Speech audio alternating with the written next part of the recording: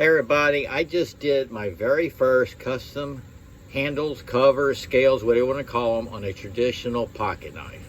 I went up to Tractor Supply this morning and I bought me a $9 Roper traditional pocket knife. I took off the old scales.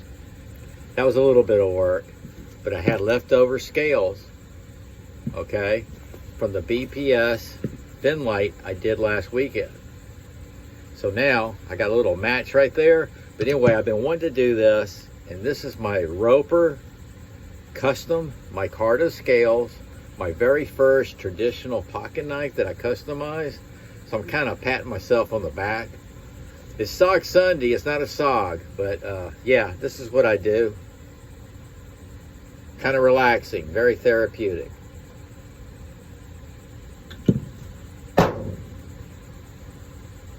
Pecan.